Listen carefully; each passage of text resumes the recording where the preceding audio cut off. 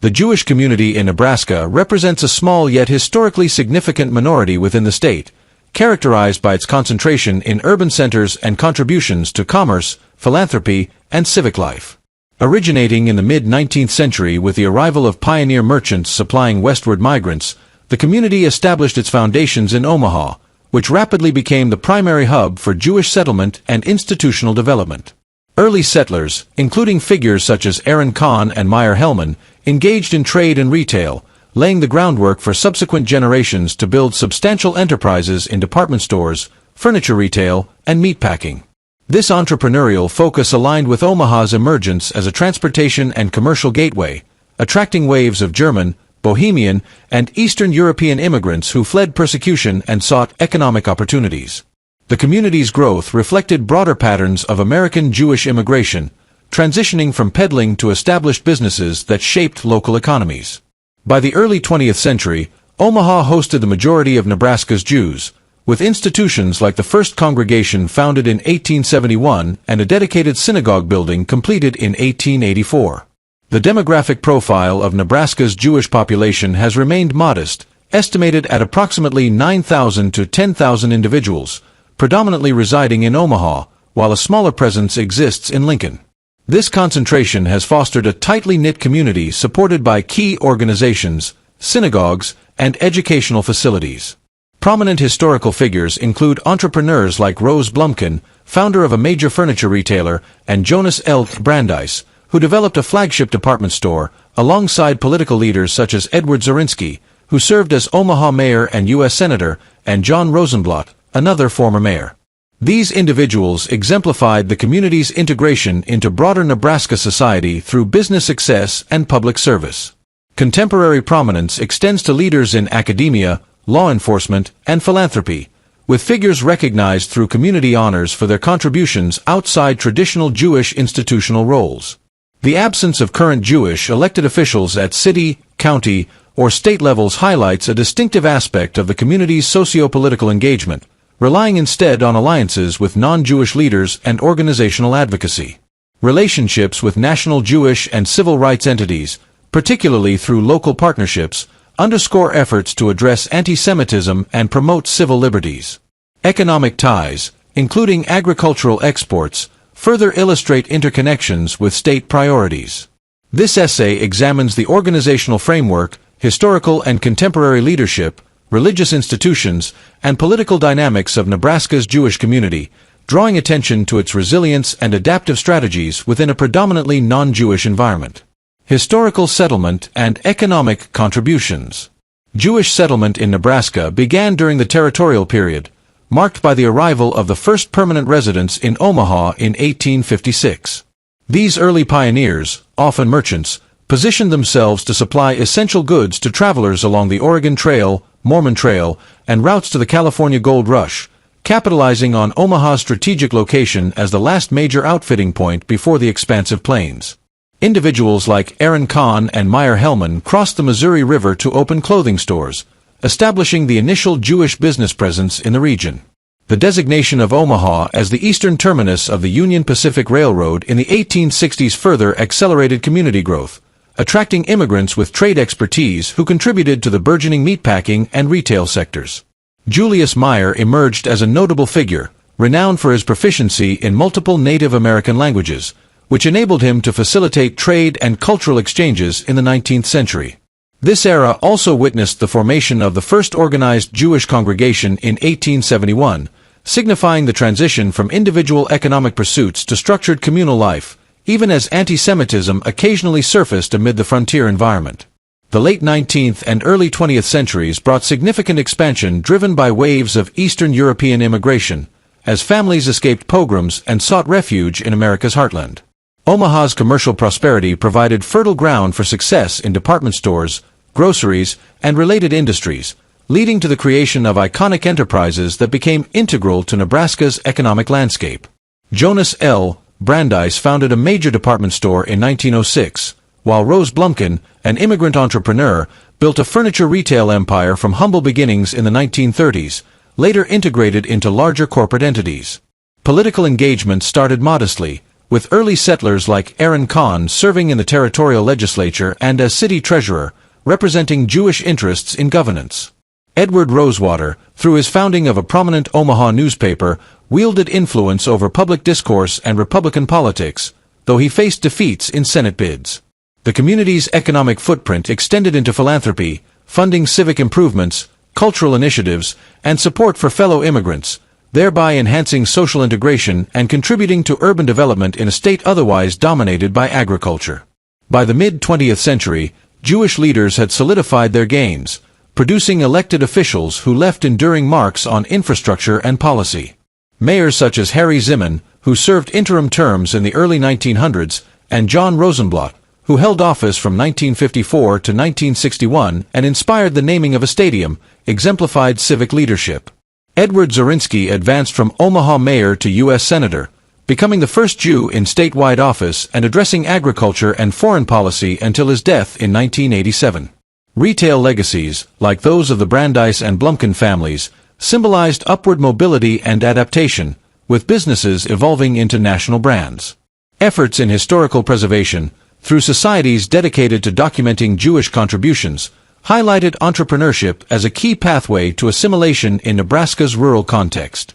This focus on commerce over farming distinguished the community, fostering a legacy of innovation and resilience that persisted despite occasional challenges like anti-Semitism, ultimately embedding Jewish influence in the state's economic narrative. Organizational structure and institutions. Nebraska's Jewish organizations are predominantly centralized in Omaha, where the Jewish Federation acts as the foremost coordinating entity for philanthropy, community initiatives, and global Jewish support. This federation oversees a network of affiliates, including the Jewish Community Center established in 1926 for cultural and recreational programs, the Institute for Holocaust Education dedicated to remembrance and school outreach, the Nebraska Jewish Historical Society for Archival Preservation, Jewish Family Service providing mental health and senior aid, and the Friedel Jewish Academy as a private day school for preschool through middle school. It manages endowments through its foundation, facilitating long-term giving and collaborations on events like leadership cohorts and business networking. A smaller counterpart, the Jewish Federation of Lincoln, addresses local needs in the capital, while Chabad Lubavitch extends Orthodox outreach and educational services statewide, including houses in both Omaha and Lincoln. These structures emphasize inclusivity, with the Federation's role in grant distribution ensuring interconnected support for cultural continuity and social welfare. Synagogues form the cornerstone of religious institutions, with 4 primary facilities in Omaha encompassing Reform, Conservative, and Orthodox denominations, alongside a Chabad center that functions as an additional worship and event space. The largest, a Reform temple, boasts around 642 member families and focuses on blending modernity with tradition through services, education, and social action. The Conservative synagogue follows with approximately 450 families, promoting lifelong Jewish engagement, while the Orthodox one maintains a smaller but dedicated congregation emphasizing strict observance. In Lincoln, 2 synagogues, one Reform and one Conservative, serve a few hundred members, with membership trends showing Reform dominance overall and attendance fluctuating based on holidays and programs. These sites not only host prayer and Torah study but also life cycle events and community gatherings, reinforcing spiritual and educational roles within the diaspora setting. Supplementary facilities enhance the organizational ecosystem, including the Jewish Community Center offering recreational amenities open to all, a senior living home affiliated with the Federation, and academic programs like the Harris Center for Judaic Studies at the University of Nebraska-Lincoln for scholarly exploration. The Historical Society safeguards archives of Nebraska's Jewish past, while Holocaust education initiatives deliver programs to combat forgetfulness and prejudice. This interconnected web prioritizes cultural preservation, emergency aid, and interfaith relations, forming a robust support system that addresses the needs of a small population scattered across urban hubs, ensuring vitality through collaborative efforts and resource sharing. Prominent individuals in history and present. Historical prominence in Nebraska's Jewish community centers on entrepreneurs and politicians who profoundly influenced the state's development. Retail pioneers like Rose Blumkin, who founded a furniture mart in 1937 as an immigrant and built it into a retail giant sold to major corporations, exemplified economic tenacity. Early merchants such as Meyer Hellman and Aaron Kahn, arriving in 1856, established foundational businesses and entered territorial governance, with Kahn serving in the legislature. Mid-century mayors, including John Rosenblatt with his infrastructure legacies like a named stadium and Harry Ziman in interim roles, highlighted civic contributions. Edward Zorinsky rose to U.S. Senator, marking the pinnacle of political achievement. Cultural icons, such as an Omaha-born heavyweight boxing champion, brought additional recognition, underscoring diverse impacts. Contemporary leaders encompass religious, communal, and professional domains, guiding the community's ongoing evolution. Rabbis lead major synagogues, overseeing spiritual services and outreach, while Federation executives manage programs and philanthropy. Philanthropists and business figures, honored through halls of fame, support development and causes, blending success with giving. Individuals in academia, such as a university system president inducted into community honors, and law enforcement, like an FBI special agent briefing on threats, receive recognition for roles extending beyond traditional leadership, maintaining affiliations while influencing broader sectors. Off-the-radar figures encompass those acknowledged for accomplishments in manufacturing, authorship on policy topics, sports as former athletes who converted, and public service as political aides, all while upholding Jewish ties. Historical and current prominence lists exhibit substantial overlap, attributable to Omaha's overwhelming dominance in the state's Jewish population and activities. This continuity reflects a community where past entrepreneurial and political paths inform present professional engagements, fostering a legacy of quiet influence and adaptation. Religious establishments and practices. Synagogues serve as the principal venues for Jewish worship and communal assembly in Nebraska, encompassing not only prayer services but also Torah study, educational programs, and social gatherings. Defined etymologically from Greek roots meaning assembly, these institutions are known in Hebrew as houses of assembly, underscoring their multifaceted roles beyond mere religious observance.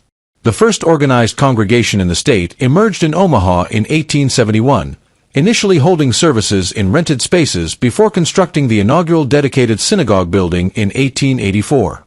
This marked a pivotal moment in establishing a permanent religious infrastructure amid the frontier setting. Contemporary synagogues in Nebraska vary by denomination.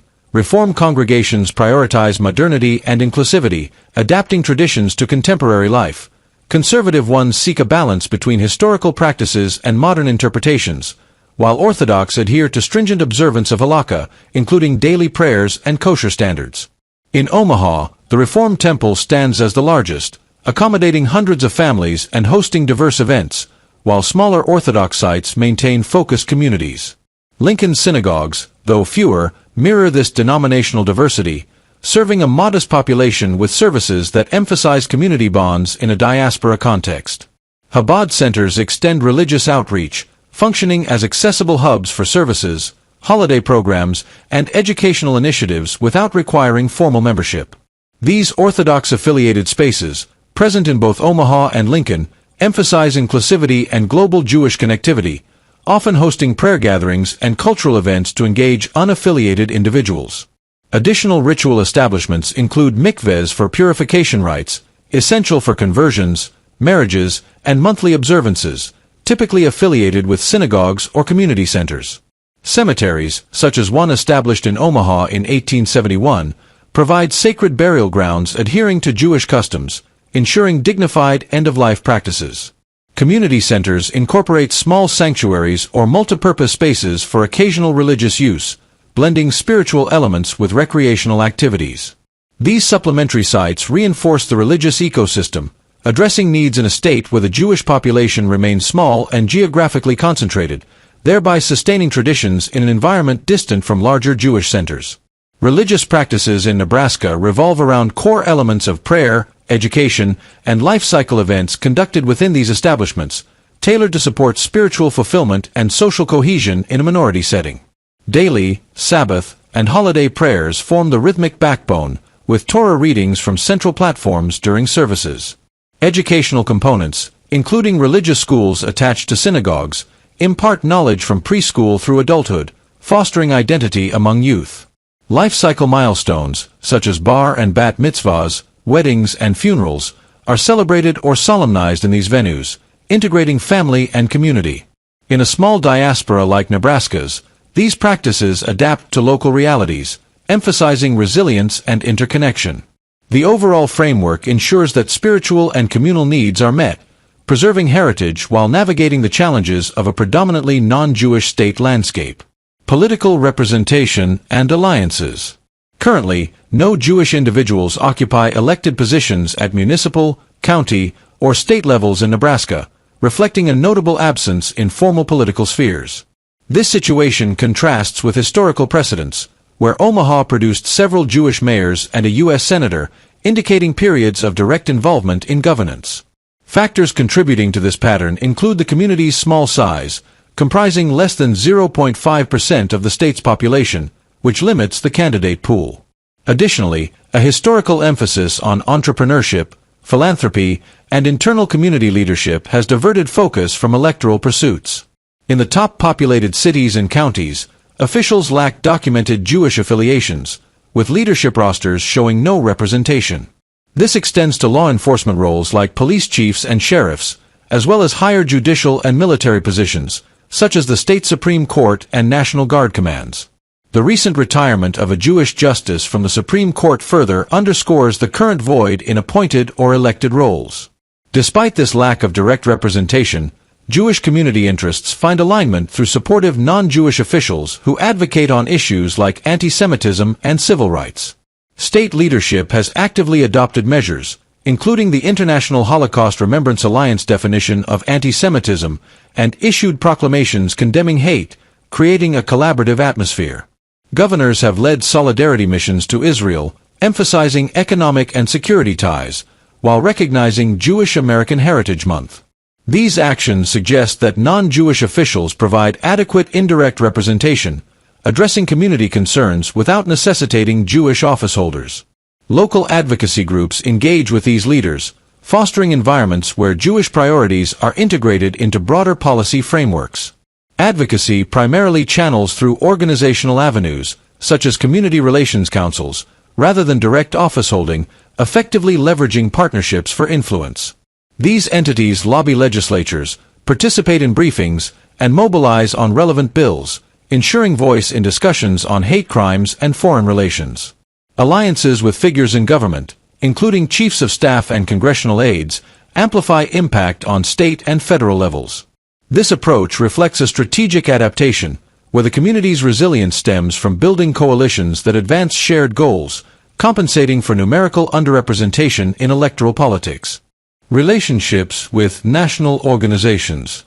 Local Jewish entities in Nebraska, primarily the Jewish Federation of Omaha and its Jewish Community Relations Council, maintain their most substantial connection with the Anti-Defamation League through a dedicated regional office partnership focused on monitoring hate incidents and delivering education on anti-Semitism.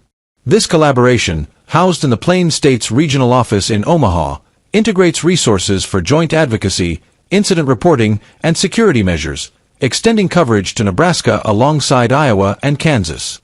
Historically, alignments with civil rights founders can be traced to broader national coalitions, such as those involving the National Association for the Advancement of Colored People, where Jewish co-founders like Henry Moskowitz played roles in early 20th century efforts. Though these links are less direct at the Nebraska level and reflect general American Jewish commitment to equality without establishing specific state chapters.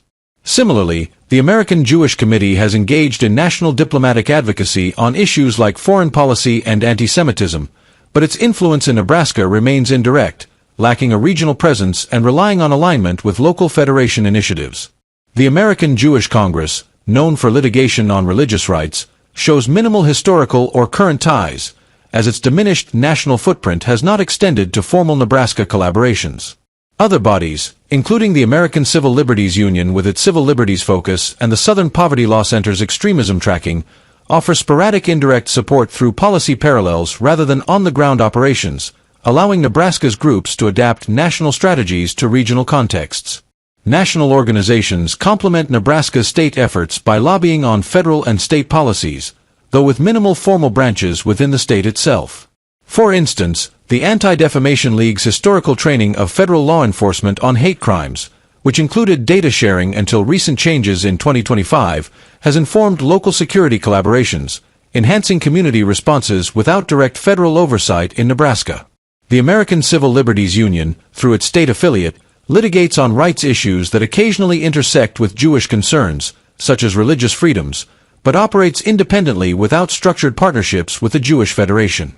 Advocacy from the National Association for the Advancement of Colored People focuses on shared civil rights objectives, with Nebraska branches in Omaha and Lincoln sometimes aligning on interfaith or social justice matters, though not deeply integrated with Jewish organizational frameworks.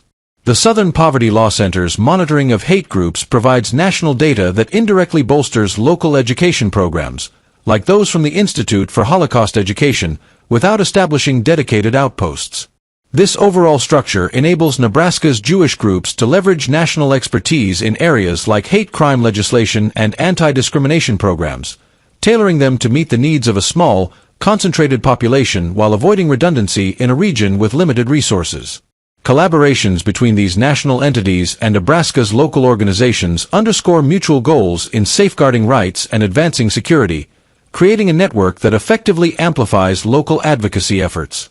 The partnership with the Anti-Defamation League exemplifies this, as joint briefings and resource integration address rising threats, ensuring coordinated incident responses across the Plains states. Historical ties to the American Jewish Congress's civil rights litigation offer conceptual precedents for current advocacy, though without active local involvement. Similarly, the American Jewish Committee's lobbying on Israel-related policies aligns with Nebraska's state missions and proclamations, providing indirect reinforcement for Federation-led initiatives. The American Civil Liberties Union's independent operations on free speech occasionally support Jewish community positions, fostering loose alignments on broader liberties without formal ties. Even the Southern Poverty Law Center's extremism data sharing contributes to educational enhancements, highlighting how national monitoring complements state-level remembrance programs. This interconnected approach emphasizes partnership over autonomy, allowing Nebraska's entities to sustain influence despite demographic constraints. In a small state context like Nebraska's, the emphasis on selective partnerships with national organizations highlights the strategic nature of Jewish advocacy, balancing historical coalitions with practical contemporary needs. The primary bond with the Anti-Defamation League stands out for its operational depth, integrating hate monitoring into daily community relations work. Broader alignments with groups like the National Association for the Advancement of Colored People reflect enduring civil rights commitments, though executed through occasional intergroup dialogues rather than ongoing structures. The minimal engagement with the American Jewish Committee and American Jewish Congress mirrors their national focus, leaving room for local adaptations. Similarly, the American Civil Liberties Union and Southern Poverty Law Center provide supportive frameworks for policy and data, enhancing responses to challenges without overshadowing Federation priorities. This dynamic sustains a cohesive advocacy landscape, where national resources bolster local vitality in addressing anti-Semitism, civil liberties, and security. Conclusion: historical and contemporary insights. Nebraska's Jewish community, though small in number with an estimated 9,000 to 10,000 members comprising less than 0.5% of the state's population, has demonstrated a consistent pattern of adaptation and integration since its inception in the mid-19th century. Beginning with the arrival of merchants in Omaha in 1856 to serve westward migrants, the community quickly established economic footholds in retail, trade, and meatpacking, capitalizing on the city's role as a railroad hub. This foundation led to the development of key institutions, starting with the first congregation in 1871 and a dedicated synagogue building in 1884, evolving into a network of federations, community centers, historical societies, and educational programs. Centralized in Omaha, these organizations support philanthropy, social services, and cultural preservation, with affiliates extending modestly to Lincoln. The demographic concentration in urban areas, contrasting with Nebraska's rural landscape, has fostered a tightly knit structure that prioritizes internal cohesion and resource sharing to address the challenges of a minority existence.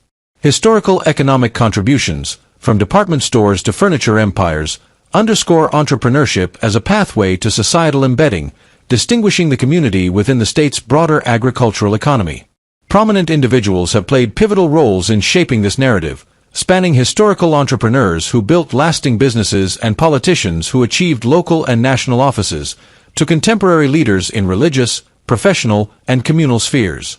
Figures from the past, including territorial legislators, mayors, and a U.S. senator, exemplified civic engagement, while current honorees in academia, law enforcement, and philanthropy maintain affiliations while influencing wider sectors.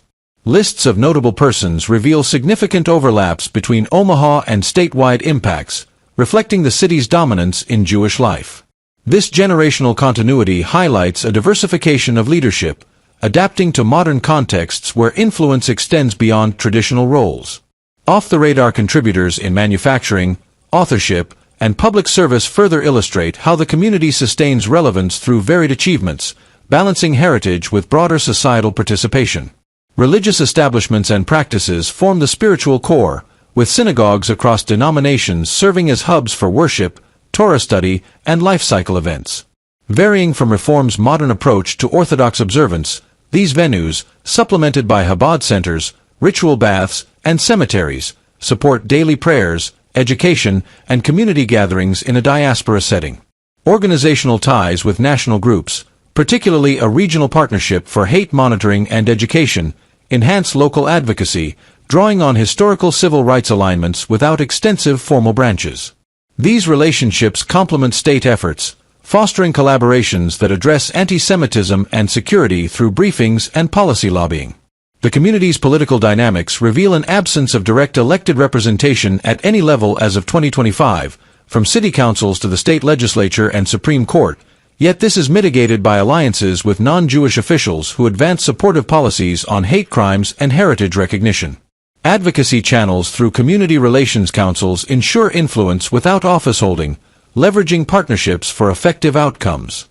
Overall, Nebraska's Jewish trajectory embodies integration, where demographic limitations are countered by institutional strength, leadership evolution, and strategic socio-political engagements.